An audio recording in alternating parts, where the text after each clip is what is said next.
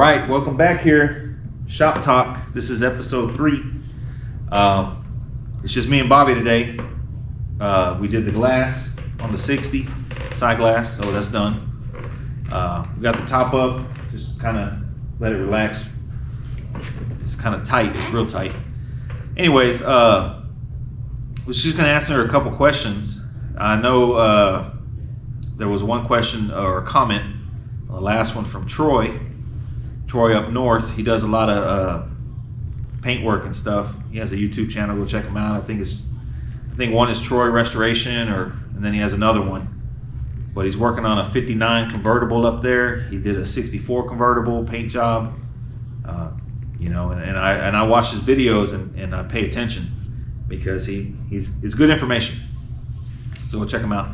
He asked me how did I get into the hobby, or maybe go over that, or what, how it started. Basically, man, to me, I've always been a lowrider. Like, I don't really like other cars. I mean, I like them, but I don't own them. It's always been lowriding for me since '95. It was my first car, and it's 5 years old. Yeah, Bobby was 5 years old. But before that, I mean, it goes back to like 7th grade. I remember 7th grade. In middle school, the Spanish class. You had to take Spanish class, and it was like Cinco de Mayo day, or Cinco de Mayo thing. So you had to bring something, and I built a model car. It was a '63 with a little '63 model car, and it was spray paint white. And I remember I spray painted it white, and I had like gold glitter. So while the paint was still wet, I like did this with the glitter, so it was like flake. And it had like show and tell. Yeah, man, it was show and tell. It had the white '63, right? I kind of modified it, like made it stand up on 3-wheel. I mean, this was 7th grade, so I was like what, like 12, yeah. 13 maybe, 12, 13. And so I went up there. I don't even remember what I said, but basically, it was Cinco de Mayo day, and down here at least, everybody, or not everybody, majority of people that are build lowrider or Mexican. So I did that, a little show and tell, and then it was over with. I put it back in the locker, and man, when I went to my locker at the end of the day, man, somebody broke in my locker, stole my model car, man. I still remember that, and I was like, man, at that point, that should have been a red flag to not get involved. Like, stop there, rethink, but where I grew up, it was a lower, I wouldn't say low income, but it was definitely middle class. It was low to middle, it wasn't high. And back in the day, back in the 90s, man, like, it was like 4 streets in my neighborhood. Between those 4 streets, man, there was like at least 10 lowriders. Like, it was common, like every street, it was common in the 90s. And I remember one time, fast forward to like maybe like 14 years old, 13, somewhere around there. And me and my little next door neighbor, we were throwing a football in the yard, and this dude drove by in this Cutlass. His name, well, in the hood, they called him Bobo. And he drove by in his Cutlass, and it was like locked up. And the thing had like bolt-ons, and the A-arms weren't extended. This was a long time ago, man. But when he drove by like locked up like that, front and back, and I saw it, and I was throwing the football with my friend, like, I was hooked. That was it. It was done deal. I was hooked. I wanted to be like that. And Bobo changed your life? Bobo changed my life. And here I am again. Yeah, and Bobo's back. No, but that's how it started, man. So then I got, I turned 15 years old. I worked a job for minimum wage, $4.25 an hour. I worked all summer. I saved up for some wheels. I had a little car. It was actually a little Honda, like a Euro type deal. And I saved up for some wheels. And 3 months. It took me 3 months to save up. I bought a set of Crown wire wheels, bolt-on, with gold spinner, like 60 spoke, I think. It had the Low Pro 13s. It wasn't white walls. It was I think 175 50 13 Low Pro BF Goodwrench. And so I bought them. and it took me 3 months to pay for them. And I did that, got them, and I rolled them, and then man, all throughout high school. And then one day I got jacked for it. Got carjacked for the car, for a Honda Civic on bolt-ons, believe it or not. I was coming outside of work, and guy had a gun or whatever, so he took the car from me. We found it later on, stripped. I got it back, and I went back to the same old thing, man. I bought some more wheels for it and gonna fix it up, and did that, and then basically, man, it's been like that since. And but as far as like the whole do-it-yourself type thing, I would say that started probably about 12 or 13 years ago.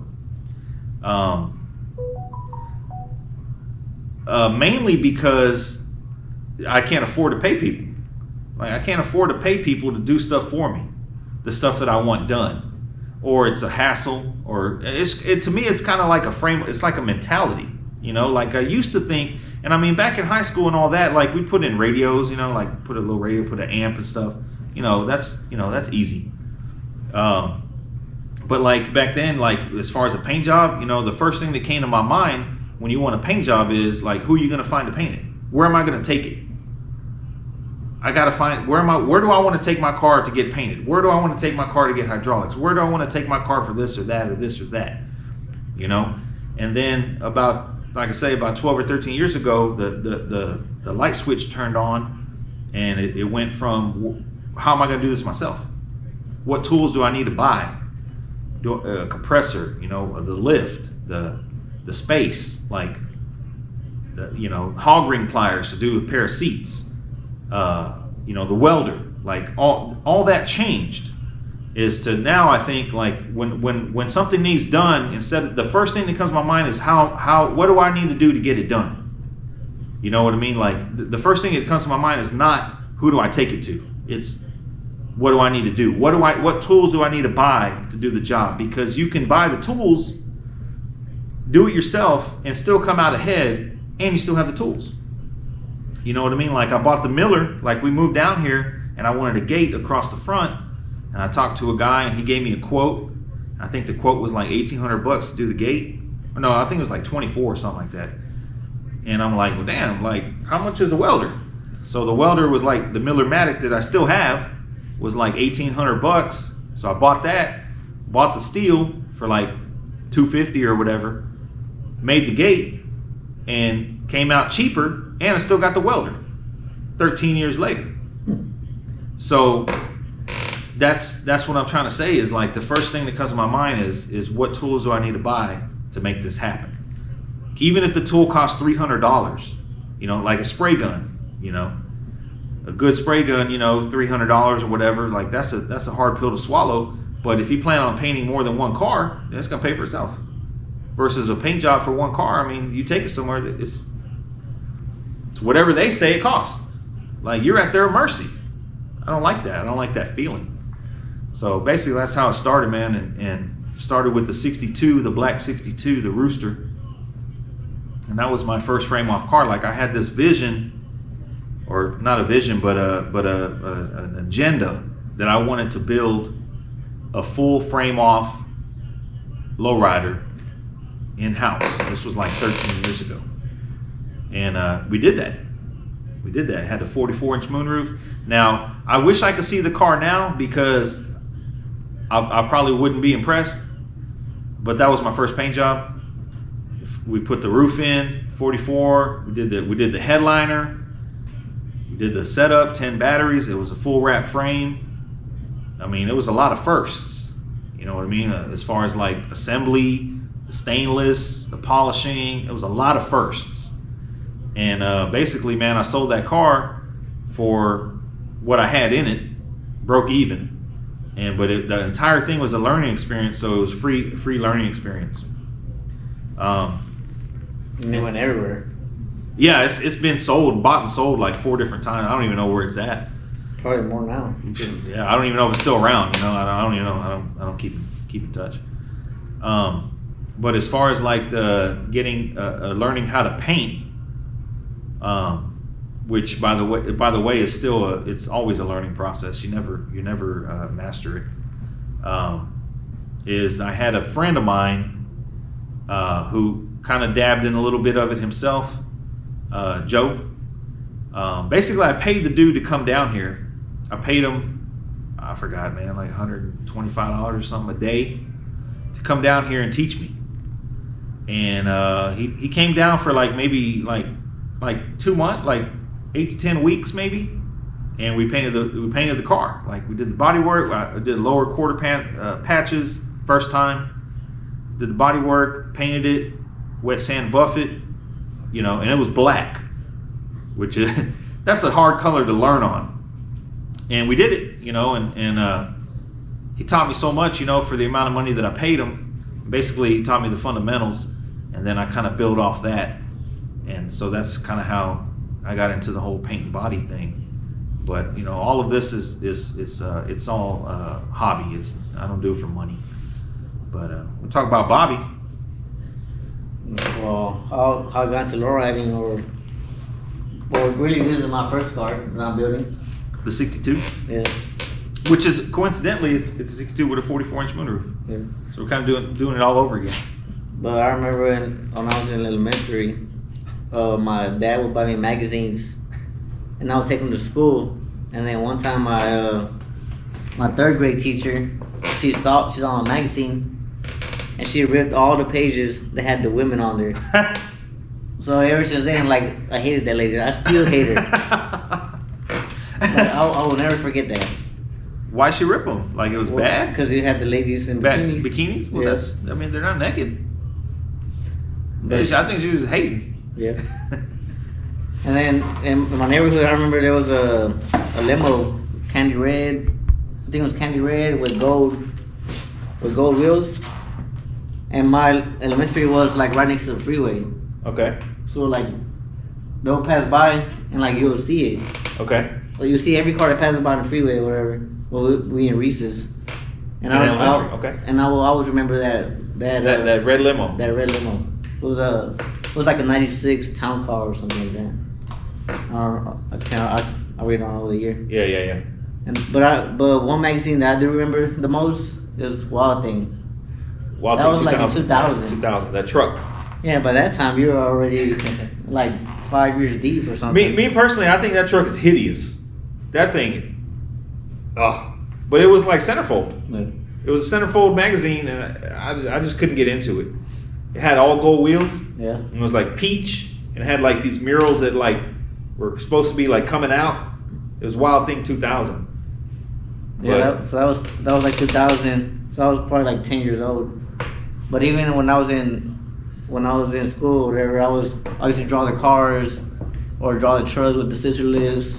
You know, the stuff that people don't care about anymore. Yeah. Well, now it's coming back. Now it's coming back. Yeah. It's coming back, sort of, you know. And then when I would write essays, like I'll compare like a 63 to a 64 or like the way they look or whatever. Yeah. But I got in trouble like in 2016, so I was like in house arrest or whatever. Yeah. So I got in. So I was at home. Slide back. And I couldn't go anywhere. So that's how I found Lay It Low. Oh, Lay It Low. Okay. And at that time, I didn't even know Lowriding existed in Houston. Like, Okay. Cause I was 16 years old. Yeah. I didn't go anywhere, and at that time, it was kind of like dying already. Yeah.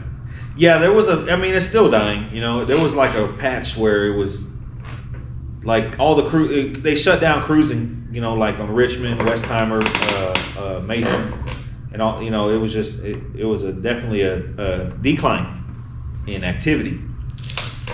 But I mean, it still ain't like what it used to be. Like we used to go to Richmond, you know, a little cruise spot, like every Saturday, man. We went every Saturday from like 95 to like 01 maybe 02, like every Saturday, man. Like that was what we did. Go cruising, looking at the cars. You know, it was like a little strip where they had like clubs and bars and stuff. We like half the time wasn't even old enough to get in, but we just go circle the parking lot, you know, and basically show off your car, you know. try and get girls or whatever, but basically just showing off your car. But yeah, that's how it all started, man. So basically you could say that it starts at a very young age. Yeah. It's a heavy outside influence at a young age. And it's kind of like a fever, like you get bit. You know, to me, like I say, man, I mean, I like trucks, you know, but I like, you know, like 4-wheel drive trucks and stuff like that. But low riding, there's no comparison. That's it, you know. And I've had a bunch, some twice or some 3 times, but I don't know, it's just a thing to do. But that's pretty much it, man. Oh yeah, anything else? Well, basically, that's how I met all the people I know now. Like, Yeah. Because of lowriding, because of lowriding, I mean, I probably wouldn't be here. Yeah, you wouldn't be here right now. Yeah. You wouldn't be here right now. Neither would your car. Neither would your car. So hope you guys enjoy this little episode, man. Shop Talk. We try and do this every Saturday after we're done. And we're gonna try and put it out Sunday mornings, man. Any other comments or anybody want to suggest something talking about? You know, leave a comment and we'll try and address it. Hope you guys enjoyed it. Stay tuned for more.